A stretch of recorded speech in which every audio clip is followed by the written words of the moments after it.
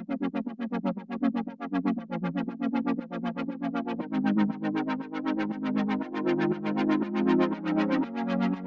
Everyone, मैं हूं कामरान चौधरी और आप देख रहे हैं chemistry with Kamran. Basic concept series के आज के लेक्चर में हम लोग ये डिस्कस करेंगे कि आयनिक कंपाउंड्स क्या होते हैं। आयनिक कंपाउंड्स पर आने से पहले सबसे पहले आपको ये पता होना चाहिए कि कंपाउंड क्या होता है। तो सबसे पहले हम लोग कंपाउंड को डिफ़ाइन कर लेते हैं। उसकी मैं एक दो आपको एग्जांपल से समझा देता हूँ कि कंपाउंड होता क्या है, फिर हम आएंगे आयनिक कंपाउंड्स के ऊपर। तो सबसे पहले हम लोग देख लेते हैं कंपाउंड। तो कंपाउंड को कुछ आप इस तरह से डिफाइन करते हैं कि a compound is a substance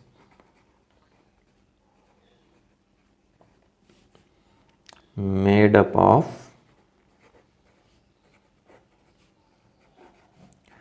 to और more elements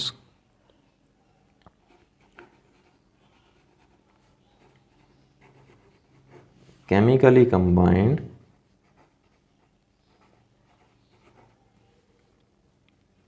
together in a fixed ratio by mass। ठीक है जी। सो कंपाउंड को कुछ इस तरह से आप डिफाइन करते हैं कि ऐसा सब्सटेंस जो कि दो या दो से ज़्यादा एलिमेंट्स के केमिकली कम्बिनेशन की वजह से बनता है और उसमें क्या होती है, तमाम एलिमेंट्स के जो मैसेज होते हैं उनके दरमियान एक फ़िक्स रेशो होती है। सो ऐसे सब्सटेंस को हम लोग क्या बोलते हैं, कंपाउंड बोलते हैं। अब आपको इतनी तो समझ लग गई होगी कि दो या दो से ज़्यादा एलिमेंट्स जब केमिकली कंबाइन होते हैं तो वो एक कंपाउंड बनाते हैं। यदि तो आपको नहीं समझ आई होगी कि in a fixed ratio by mass. ठीक है, इसकी मैं आपको एग्जांपल देता हूँ, फिर मैं आपको ये चीज़ क्लियर करता हूँ कि इसका क्या मतलब है फिक्स्ड रेशो बाय मैस का। अब आप देखें कि अकॉर्डिंग टू डेफिनेशन कंपाउंड हम लोग देख लेते हैं। सपोज वाटर, वाटर आप बचपन से पढ़ते आ रहे हैं, जदों दी तुसी अखां खोलियां ने, तो वाटर का क्या फार्मूला होता है, H2O होता है।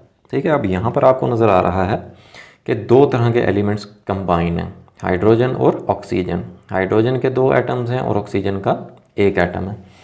सो अगर आप हाइड्रोजन और ऑक्सीजन इनके दरमियान जब आप रेशो देखते हैं मैस की, जैसे देखें एक हाइड्रोजन जो होता है उसका मैस 1 होता है, तो दो हाइड्रोजन हैं तो इनका मैस हम लोग ले लेते हैं 2 ग्राम। इसी तरह एक ऑक्सीजन है, ऑक्सीजन का मैस 16 होता है एटॉमिक मैस, तो इसको हम लोग ले लेते हैं 16 ग्राम। सो जब भी आप वाटर की बात करेंगे तो हमेशा हाइड्रोजन टू ऑक्सीजन रेशो उसमें मैस की कितनी होगी, 2:16, या इसको फर्दर आप सिंपलीफाई कर लें 2 से डिवाइड करके, तो ये क्या हो जाएगा, 1:8 हो जाएगा। ठीक है, इसका क्या मतलब हुआ कि जब भी आप लोग वाटर की बात करेंगे तो हाइड्रोजन टू ऑक्सीजन के दरमियान जो मैस रेशो होगी वो कितनी होगी, 1:8 होगी। ठीक है, सो इस वजह से हम लोग डेफिनेशन में ये ऐड करते हैं कि in a fixed ratio by mass होनी चाहिए एक कंपाउंड के अंदर। ठीक हो गया जी। सो ये तो हो गया कंपाउंड और उसकी एग्जाम्पल। अब हम लोग देख लेते हैं कि आयनिक कंपाउंड्स कौन से होते हैं। अब आयनिक कंपाउंड्स की जो पहली प्रॉपर्टी होती है वो ये होती है कि जो आयनिक कंपाउंड्स होते हैं they do not exist in independent molecular form. ये अकेले अकेले मॉलिक्यूलर फॉर्म की हालत में नहीं रहते जो आयनिक कंपाउंड्स होते हैं, बल्कि कैसे रहते हैं, they form A 3-dimensional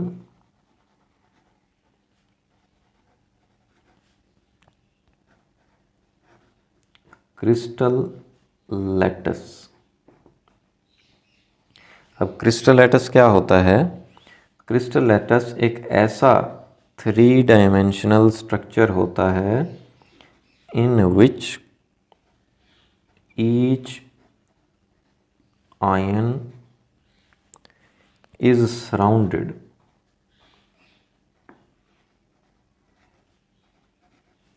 by oppositely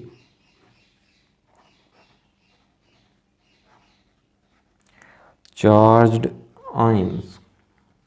अब आयंस का आपको पता है दो तरह के होते हैं, कैट आयंस और एन आयंस। कैट आयंस होते हैं पॉजिटिवली चार्ज्ड आयंस और एन आयंस होते हैं negatively charged ions.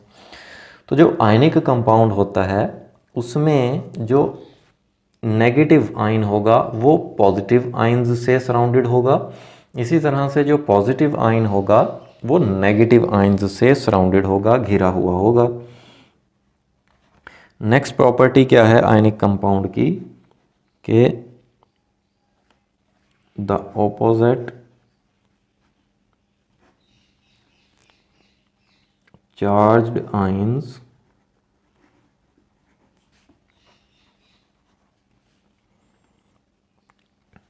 attract each other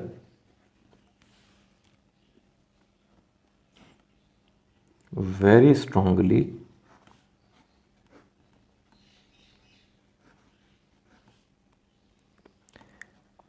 as a result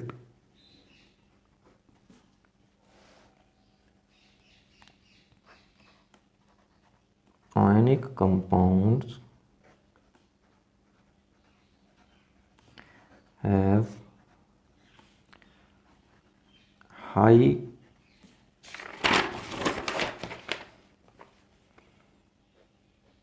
melting point and boiling point. अब कोई भी आयनिक कंपाउंड होता है उसमें जो पॉजिटिवली चार्ज्ड आयंस और नेगेटिवली चार्ज्ड आयंस होते हैं उन्होंने एक दूसरे को बड़ा ही स्ट्रांगली अट्रैक्ट किया हुआ होता है, जिस वजह से इन आयनिक कंपाउंड्स के जो मेल्टिंग और बॉइलिंग पॉइंट्स होते हैं वो ज़्यादा होते हैं, हाई होते हैं। अब यहाँ पे आपको एक और क्वेश्चन का आंसर मिल गया कि why are the melting and boiling points of ionic compounds are very high. ठीक हो गया। नेक्स्ट प्रॉपर्टी क्या है आयनिक कंपाउंड्स की कि ionic compounds are represented bye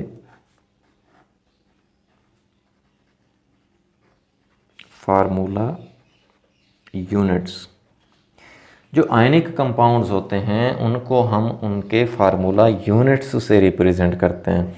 अब फार्मूला यूनिट क्या होता है, एक बेसिक कंसेप्ट सीरीज़ में ही जो प्लेलिस्ट मौजूद है चैनल पर, बेसिक कंसेप्ट सीरीज़, उसी में मैंने एक लेक्चर बनाया हुआ है formula mass and formula unit के नाम से। उसमें मैंने बड़ा डिटेल एक्सप्लेन किया हुआ है कि फार्मूला यूनिट क्या होता है। सो यहाँ पर भी मैं आपको क्लियर कर दूँ कि बेसिकली फार्मूला यूनिट ये होता है कि किसी भी आयनिक कंपाउंड के लिए जो आप फार्मूला यूज़ करते हैं, जो बेसिकली एम्पिरिकल फार्मूला होता है, उसको हम लोग क्या बोलते हैं, फार्मूला यूनिट बोलते हैं। ठीक है। नेक्स्ट पॉइंट में हम लोग देख लेते हैं examples of an ionic compound. जैसे देखें एक आयनिक कंपाउंड है हमारे पास सोडियम क्लोराइड। अब सोडियम क्लोराइड जो आयनिक कंपाउंड है उसका जो फार्मूला यूनिट है वो क्या है, NaCl। ठीक है जी। इसी तरह से एक और हमारे पास आयनिक कंपाउंड है पोटाशियम ब्रोमाइड। तो पोटाशियम ब्रोमाइड का जो फार्मूला यूनिट है वो क्या है, KBr। ठीक है।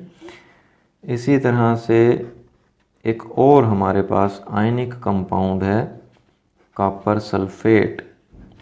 अब कॉपर सल्फेट का जो फार्मूला यूनिट है वो क्या है, CuSO4।